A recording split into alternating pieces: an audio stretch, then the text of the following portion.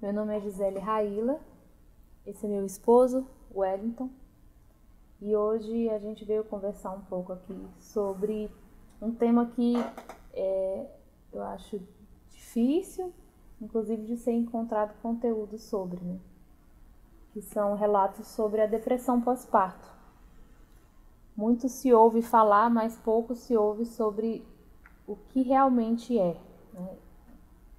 E eu passei por 2 depressões. A primeira durante um luto, né? Em 2018 nós tivemos uma gravidez trigemelar, foi a nossa primeira gravidez, e com 19 semanas o meu colo abriu. Meu médico tentou fazer uma cerclagem, que é a costura do colo de emergência ali, só que uma das bolsas já estava no canal, né, bolsa dos bebês, e aí eu fiquei 30 dias internada tentando segurar, levar a gestação até um ponto que ela fosse mais viável, e os bebês nasceram com quase 24 semanas, eles foram para a UTI, passaram, 2 faleceram com 15 horas, e o terceiro faleceu com 4 dias de vida. Depois disso, eu comecei a vivenciar o luto, que é uma parte também que poucas pessoas falam, né? O que é viver o luto ali. Junto com o luto veio uma depressão fortíssima. Eu, que já tinha um histórico de depressão, não era surpresa que ela viria novamente nesse momento tão difícil. A dor de perder um filho é enorme, mas a de perder 3 e ter que enterrar 3 foi muito forte, muito pesada. E a primeira coisa que aconteceu foi o processamento ali de o que tinha ocorrido, né, para mim. Que estava com os bebês na barriga, o pai é um pouco mais difícil, assim, porque enquanto não sai da barriga, ele não vivencia tanto, assim, né, a paternidade. Mas a mãe, a partir do positivo, dos enjoos, de absolutamente tudo, a gente já é mãe, né, não tem jeito. E quando eu me vi sem os meus filhos no ventre, sem os meus filhos no braço, sem os meus filhos em lugar nenhum, para mim nada mais fazia sentido. E eu via o mundo seguindo, as pessoas ao redor, a família, seguindo sua vida, sempre com aquelas frases de vocês são jovens, logo vocês engravidam de novo. Foi melhor assim. Mas imagina se eles sobrevivem e ficam com sequelas, como se isso fosse um tipo de consolo.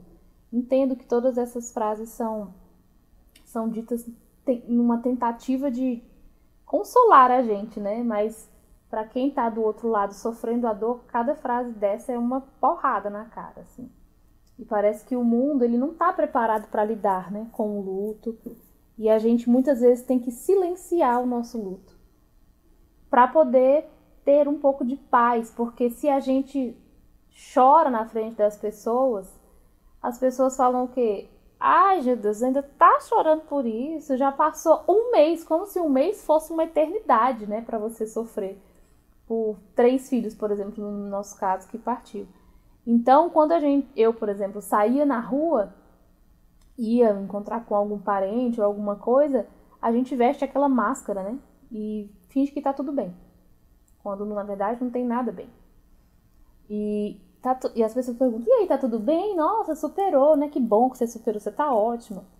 Só que quando a gente volta pra casa, é aquela realidade que só quem sabe mesmo, quem viveu, é o casal, né? Eu sei que muitos casais não sobrevivem a esse momento. Porque é difícil a gente entender a dor do outro. E a gente passou por isso, né, amor? Uhum. O Wellington teve uma semana de licença pós, né? Por conta Luto, né? de luto dos meninos. E voltou a trabalhar e a vida dele, assim como das outras pessoas, meio que seguiu normalmente. E eu estava de licença maternidade, afastada. e passava o dia em casa ali com a cabeça em looping, repetindo tudo que aconteceu e me questionando e perguntando por que comigo e, né, questionando a Deus. E o Wellington tinha que trabalhar, tinha que seguir a vida, né? Não tinha jeito. E cuidar de você ainda. Exatamente. E pra mim aquilo era um absurdo, porque eu achava que ele tinha que cair e sofrer comigo e chorar e pronto, a gente ia morrer ali na cama morrendo de chorar. E aí eu falava, você não tá sofrendo, né? Eu tô sofrendo, você não. E a gente começa a querer comparar o sofrimento do pai com a mãe. E eu ficava, você não sabe, eu que carreguei eles e não sei o quê. E começa aqueles conflitos, e é por isso que muitos casamentos acabam ali, naquele momento de luto. Porque o marido muitas vezes não tem paciência de lidar com essa fala da mulher, né? De tipo, eu sou mãe, eu que sei. Você, como pai, não sabe, você não sentiu nada. Quem pariu fui eu, quem tive os meninos fui eu, e quem tá sofrendo sou eu. Você tá seguindo sua vida e parece que tá tudo bem. Quando, na verdade, ele tá tentando ser forte para poder segurar, né? Então, com um mês de falecimento dos meninos, a gente foi fazer uma terapia de casal para poder a gente começar a se entender. E aí, quando eu falo que o mundo ele não entende o que é a depressão durante o luto, o que é a depressão de uma maneira geral, né? É a frescura, é isso e aquilo. Não entende, nossa gente, por que as pessoas acabam, né, se matando, acabando com a própria vida por causa de uma luta? E eu digo, quando a pessoa chega nesse ponto de tirar a própria vida por conta de uma depressão, é porque a dor que ela está sentindo, ela é tão forte que ela não vê saída. A pessoa, ela não quer morrer, ela quer acabar com a dor. E é a única maneira que ela encontra saída de acabar com aquela dor, porque chega a ser uma dor física. Aquela dor que parece que vai rasgar o peito da gente, assim. Então, é muito difícil.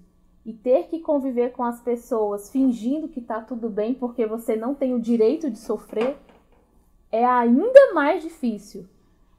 Então, eu escondi durante assim, um certo tempo do Wellington, inclusive, porque eu não queria chorar na frente dele. Eu não queria falar pra ele porque eu tinha a impressão de que ele ia me responder assim, tá chorando. Ele ia ser mais uma das pessoas que ia falar pra mim, nossa, você ainda tá chorando, você ainda tá... Porque como ele não chorava na minha frente, eu falava, ele tá bem, então eu não vou chorar também, porque senão ele vai achar que, né, vai ficar enchendo meu saco. Quando na verdade não ia, mas na minha cabeça, né? E até eu acabava achando que ela já estava se Bem, sentindo melhor, né? porque ela estava disfarçando pra mim. E só que isso era ruim. Era bem ruim. Muito ruim, porque numa certa situação que foi, acho que mais ou menos um mês, um pouco menos, né, que os meninos tinham falecido, que o Wellington foi começar a entender que eu não estava bem. Parecia que eu estava, mas na verdade eu não estava. E eu fui sair sozinha, e quando voltei, passei por uma situação de estresse muito grande, relacionada aos meninos e tudo mais, um comentário que eu ouvi. E quando eu voltei para casa, assim, totalmente aos prantos e sozinha dentro do carro, eu me vi assim, acelerando o carro, fechando o olho e falando, seja que Deus quiser, sabe? Porque o Wellington já tem um filho, né? Na época ele tinha 7 anos. E eu olhava para ele e falava, você tem o seu filho, você tem por quem lutar, por quem estar aqui. Eu não tenho, tipo, me levaram tudo que eu tinha. Meus 3 filhos, qual o motivo que eu tenho para continuar aqui? E aí era muito difícil ver ele, que ele tinha com quem se consolar, né? Com o filho dele, e eu não tinha um filho para chamar de meu. Então isso foi muito difícil para mim. E aí ele era como se... Por que ele tem, né, essa pessoa e eu não tenho? Para me consolar. E aí, nesse dia eu falei, meu Deus do céu, eu tava já com ideações suicidas, tava bem difícil. Só que o Wellington não sabia de nada. Escondia tudo, né? Até que nesse dia eu cheguei em casa, assim, aos prantos. E ele tava tomando banho, né? Eu entrei. Vou deixar você contar essa parte, amor. Foi bem complicado isso, porque eu tava tomando banho normal, escutei o barulho dela chegando e ela passou direto pro quarto e depois voltou pro banheiro chorando. E eu percebi que tinha alguma coisa errada, né? Obviamente, era um choro compulsivo. Porque eu não tava chorando normal. Eu tava Era chorando, tipo, carregado desesperada. mesmo, pesado, de desespero, e eu tentando entender o que era. Ela abriu a porta do box, entrou com roupa e tudo dentro do banheiro. E aí eu não sabia o que era, mas já suspeitava que fosse alguma coisa relacionada aos meninos. E aí a Gisele entrou no banheiro com roupa e tudo, me abraçou e eu continuei com o chuveiro ligado ali, mas tentando segurar porque ela desabou. E aí ficamos nós dois sentados no chão, debaixo do chuveiro, chorando. Deixei ela chorar, tentando, né, entender o que estava acontecendo. E ela só chorava, só chorava, só chorava. Esperei, desliguei o chuveiro, peguei, tirei a roupa dela, a gente se enrolou na toalha, fomos pra cama, deitei ela na cama e ela chorando ainda. Passaram-se vários minutos nisso assim. Quando ela parou de chorar um pouquinho, aí eu falei, me diz o que está acontecendo.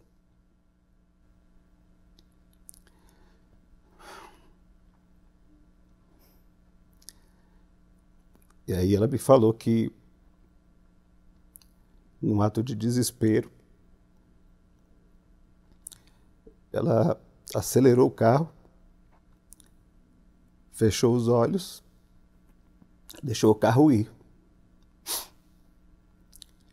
E aí eu assustei. Isso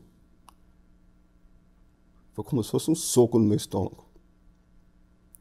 E eu pensei, caramba, eu estava aqui tomando banho, podia a qualquer momento estar recebendo a notícia aqui que minha esposa tinha se acidentado.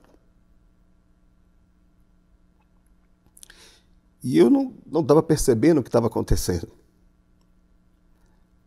É um negócio muito traiçoeiro, muito silencioso. Então, e aí eu perguntei para ela, né? Falei, e o que te fez abrir os olhos e voltar?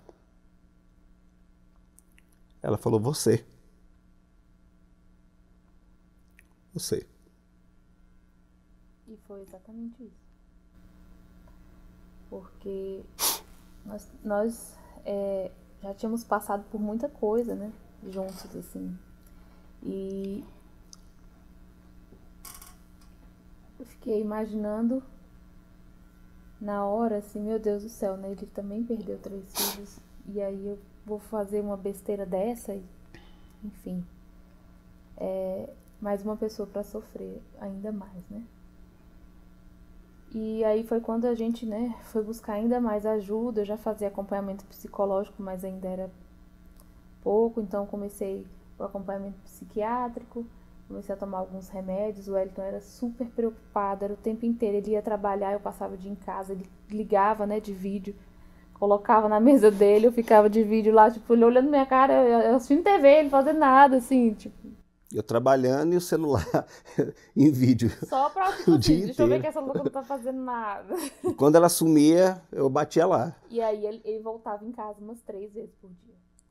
É. Porque às vezes eu não queria falar com ele, não queria responder, não queria... E aí ele batia lá em casa o tempo inteiro, porque preocupado, né? Do meu trabalho até lá em casa dava uns 20 quilômetros mais ou menos. Eu chegava rapidinho lá. Chegava voado, assim, mas preocupado, né? A gente... E a gente ouvindo sempre das pessoas de fora que tava tudo bem, né? Quando alguém perguntava como é que tá a Gisele, as pessoas estavam falando, não, ela tá ótima. Passou, já esqueceu. Quando na verdade ninguém nem sabia como eu tava. A maioria das pessoas nem me ligava, porque é isso, a gente vive um luto só. Difícil as pessoas que vêm atrás da gente, assim, tipo, perguntar se você tá bem, te liga, te procura, te chama pra alguma coisa. E aí...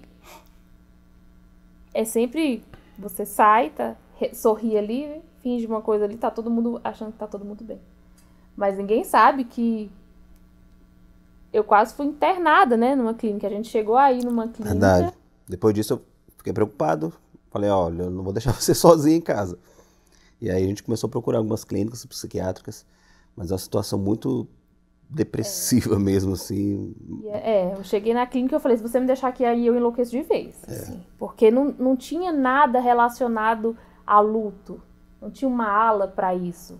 Era junto com todos os outros problemas psiquiátricos possíveis. Então, assim, é de enlouquecer qualquer um, né?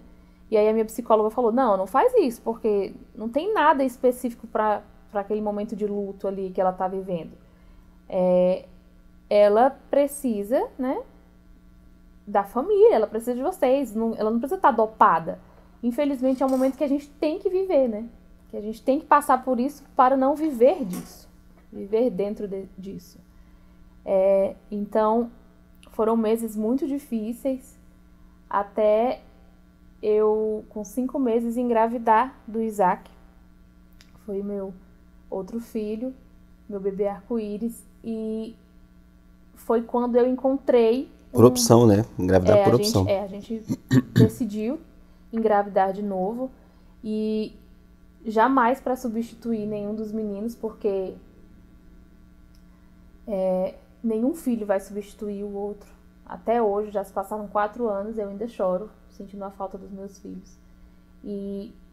Mas naquele momento eu precisava de uma força para conseguir me manter aqui. Eu precisava de uma luz, e eu falo que o Isaac, ele veio para me salvar.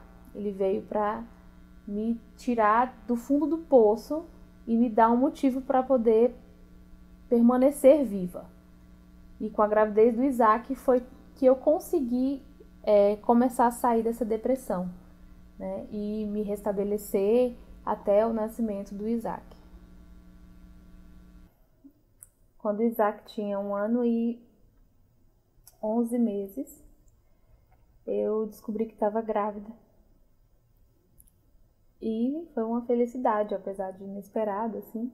A gente já queria ter mais um filho, tínhamos adiado a ideia, mas acabou vindo antes do tempo, mas ficamos felizes demais. E seguimos a gravidez com todos os riscos, com todas as preocupações. Fiz a cerclagem com 12 semanas, coloquei o pessário, né, e repouso. Nessa gravidez, na verdade, foi uma das que eu menos fiz repouso, porque como eu estava com cerclagem e pessário, eu fiquei um pouco mais tranquila, consegui trabalhar ainda até as 30 semanas. Com 26 semanas a gente teve uma ameaça de parto prematuro, eu fiquei internada, e conseguimos reverter a situação. Aí descobrimos que tinha a placenta, que a minha placenta era uma placenta suscenturiada e que eu estava com uma vasa prévia, né? Ou seja, era uma placenta dividida em 2, ficava cada uma de um lado do útero, e as veias que ligavam essas 2 placentas, elas passavam na frente do meu colo, embaixo da cabeça, né, do Lucas. E aí eu precisei intensificar o repouso, porque eu não podia entrar em trabalho de parto de maneira alguma. Porque se entra em trabalho de parto, o Lucas ia passar entre as veias que estavam separando as 2 bolsas, e romperia a veia. E aí ele poderia morrer de hemorragia. Sem oxigenação também, né? Porque rompendo as veias cortava a oxigenação dele e a alimentação. Então, eu virei assim uma bomba relógio na gravidez, né? Eram 2 coisas, a insuficiência ítmio-cervical, que já fazia com que eu entrasse em trabalho de parto prematuro, né? E a vasa prévia. E aí foram 2 semanas, eu estava com 30 semanas quando parei com tudo e fiz repouso mais absoluto. E aí, com 32 semanas, eu entrei de novo em trabalho de parto. Mais uma vez a gente tentou inibir. Esse já foi mais difícil, fiquei lá 3 dias no hospital. Só que quando paramos com a medicação na veia e fomos para oral, as contrações voltaram e não tinha mais o que fazer, o Lucas ia nascer. Então o Lucas nasceu com 32 semanas e 4 dias e eu não estava preparada. Assim. Eu passei a gravidez inteira me programando para ele nascer pelo menos com 35, que era o que a gente já conhecia, né? O Isaac tinha nascido de 35. Então, na semana anterior eu já estava falando que estava tentando me despedir da barriga e tudo mais, que já estava com saudade. E aí na semana que o Lucas nasceu, assim, eu não estava preparada. Para mim foi um baque. Quando eu recebi a notícia que o médico mandou para mim, dizer, a gente vai ter que antecipar o parto, não tem jeito. Era uma cesárea de emergência, ele não podia nascer de parto normal. Eu tinha muito medo da cesárea, mas naquele momento eu sabia que era o que ia salvar meu filho. E aí foi aquela correria, o Wellington estava em casa, eu liguei para ele e falei, volta pro hospital porque o Lucas vai nascer. E aí foi um corre-corre, ele conseguiu chegar a tempo. As contrações já apertando ali, uma muito perto da outra. E aí quando abriu para poder tirar o Lucas, as veias romperam, né? A bolsa rompeu e a veia rompeu na mesma hora. Então, assim, ele nasceu na hora que ele tinha que nascer mesmo. Só que eu sabia naquele momento que meu filho ia para a UTI. O Isaac, graças a Deus, mesmo tendo nascido de 35, ele não precisou de UTI. E aí, para mim, eu acabei processando depois de alguns meses lá na frente, né? Mas já contando a partir de agora para vocês, o que já desencadeou a minha depressão pós-parto do Lucas. E o que para mim foi super difícil, porque parecia aceitável passar por uma depressão pós-parto com colo vazio. Mas para mim era quase que inadmissível passar por uma depressão pós-parto com o bebê nos braços, né? Então, quando o Lucas nasceu, que meu psicológico não estava preparado para isso, ele teve que ir para a UTI. E eu passei pelo parto de emergência e tudo me remeteu tudo que eu vivi, né? Eu estava de novo num centro cirúrgico, correndo às pressas, todo mundo ali corre, vamos tirar o bebê, blá blá blá. E tudo isso eu tinha vivido na gravidez do José, né? Foi tudo muito corrido na hora do parto. E aí eu lembro que na hora que eu estava deitada lá, já anestesiada, chegou o pediatra e falou, olha, a gente não sabe como é que o Lucas vai nascer, pode ser que ele não venha pro seu braço, que a gente tenha que levar ele pra UTI. E aí me explicou todos os procedimentos. E assim, eu já tinha escutado tudo aquilo outra vez, né? O doutor falou, a gente não sabe se vai conseguir levar os bebês pra você conhecer e tal, eles têm que ir pra UTI. Então, pra mim, tudo aquilo foi um filme, passando novamente. Flashback. Foi um flashback de tipo, meu Deus, tô vivendo tudo. A minha vontade era falar, tá, eu já conheço, já sei o procedimento. Tá bom. E aí, eu agoniada, a anestesista nervosa comigo porque eu não conseguia ficar quieta. E aí o Lucas nasceu, chorou, nasceu bem, graças a Deus. Eu já tinha tomado 2 doses de corticóide, então ele nasceu bem. E foi pra UTI como esperado, né? E eu me vi de novo naquela sala de pós-parto, sem o meu filho, do mesmo jeito de quando eu tive os trigêmeos. E não tinha como, né, não remeter. Meu filho na UTI, você fica, tipo, sem ter notícias dele até, né, os procedimentos. Falaram pro Wellington assim, não, você vai lá, volta daqui a 40 minutos, né? Uhum. E aí, conta como é que foi lá na UTI quando você foi levar ele. Ele foi pra lá. Tava meio correria. Nem lembro direito como é que foi essa parte ali. Que você levou ele pra lá e aí foram 40 minutos você voltar. E você voltou, quando chegou lá eles pediram mais 40 minutos. Tava arrumando ele ainda, né? Não, porque tava tendo Tava intercorrência. arrumando. Aí você ficou desesperado, né? Tava tendo intercorrência no box do lado. E aí não tinham preparado ainda o Isaac, o Lucas. E no box ao lado teve uma intercorrência de um outro bebê que nasceu também, muito prematuro. E aí o Lucas estava bem, né? Mas eles meio que deram a prioridade para esse outro bebê. Fecharam tudo lá, devia ter umas 9 pessoas ali, os 9 profissionais, com médico, enfermeiras e tudo, por causa de um bebezinho. E aí eu até fiquei tranquilo, porque o Lucas, eu sentia assim que ele estava bem. E não precisava daquele amparo todo, né? Para mim também foi meio complicado ter que remeter essa lembrança na época dos meninos, porque quando os Josés nasceram, a Gisele estava na maca, na cama lá, né, do parto. E eu fiquei andando. Cada hora que nascia um dos meninos, eu ia junto. O médico falava, vai lá acompanhar, e eu ia. Então, para cada filho, tinha 3, 4 profissionais. Até que nasceu o segundo, eu corri lá para dentro também, já tinha mais 3, 4. Não tinha mais espaço na sala. Era muita gente. E aí, nesse momento que eu estava na UTI com o Lucas, eu lembrei disso, quando eles estavam socorrendo esse outro bebezinho. Um monte de gente ali, né?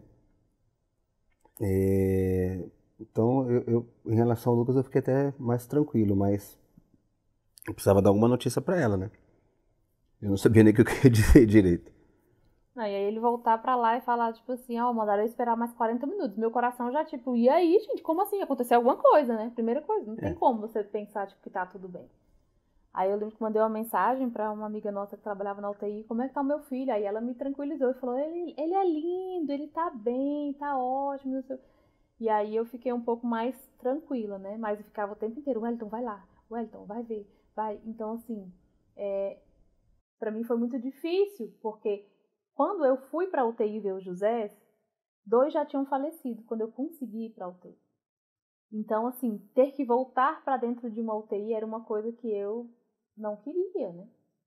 E eu ia ter que enfrentar isso. Meu filho estava lá, mesmo sendo em outras condições, né? Muitas semanas à frente do José e tudo mais. E eu fiquei assim, beleza, né? Vamos lá. Aqueles barulhos durante muito tempo, eles perturbavam a gente, né? Os monitores, né? Onde a gente passava, qualquer lugar, qualquer hospital que a gente entrava, que a gente escutava aquele barulho, a gente já se olhava, né? Assim, os monitores, não tem como. Então, eu sabia que eu ia ter que conviver com aquilo de novo. E ser mãe de UTI não é fácil.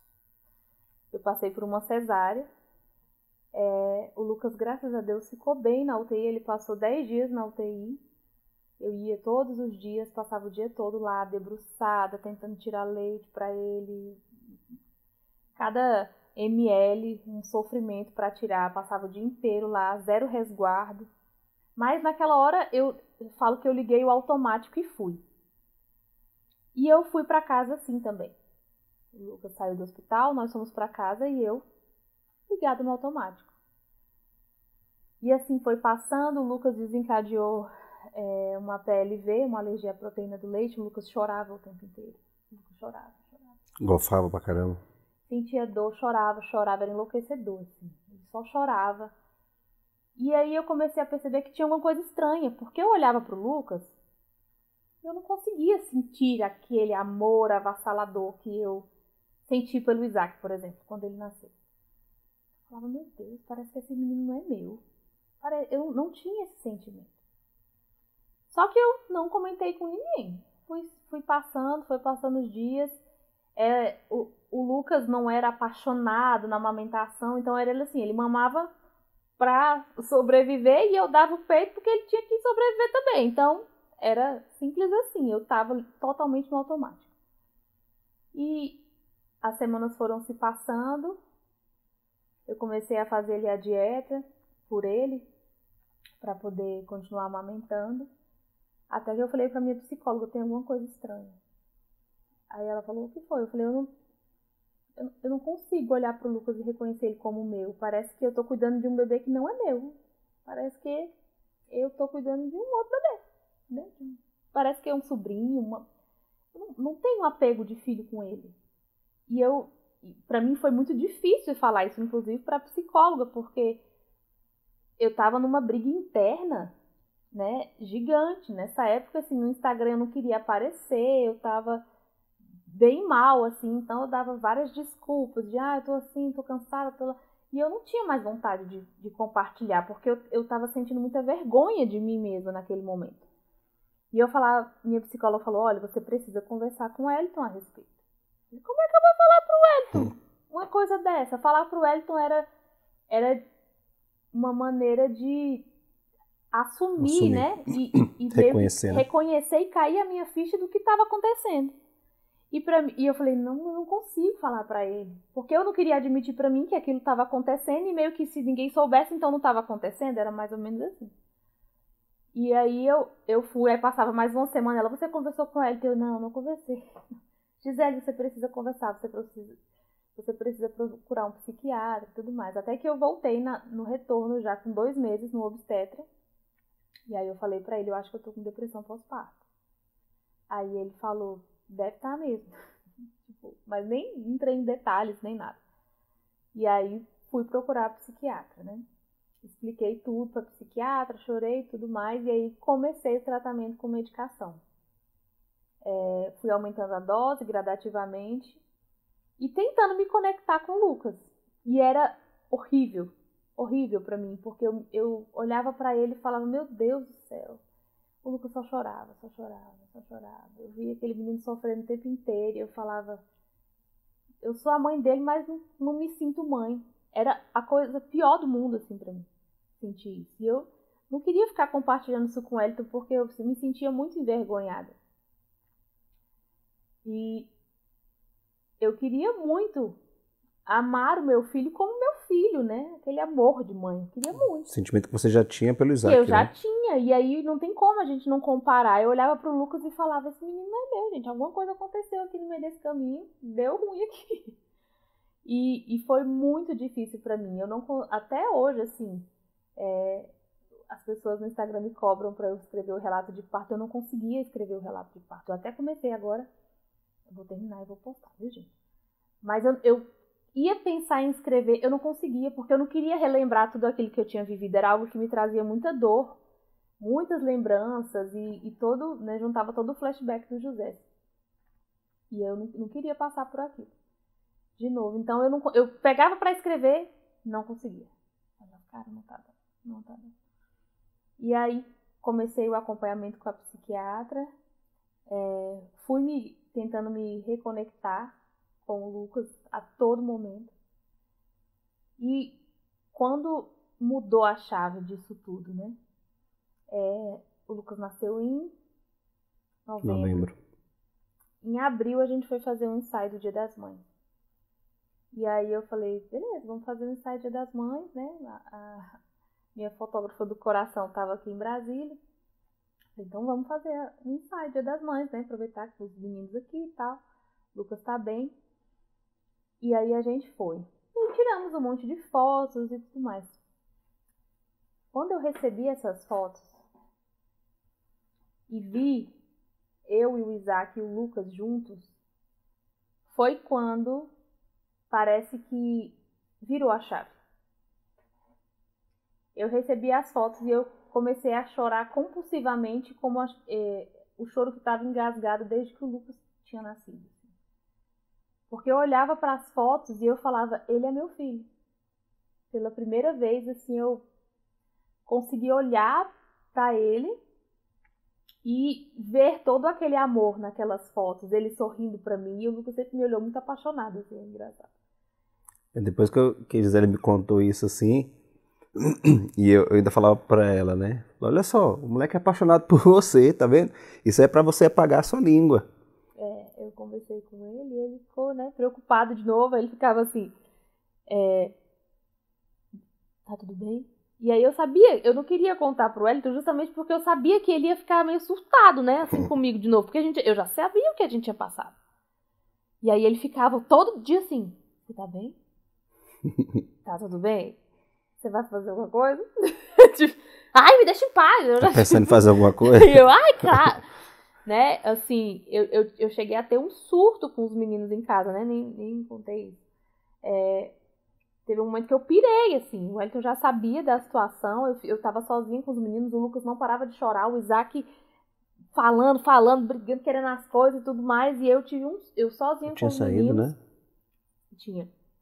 E aí, simplesmente eu pirei, o Lucas no carrinho, o Isaac coisando, eu me encolhi na cozinha, assim, gritando, socando o armário, encolhida, assim, em posição fetal.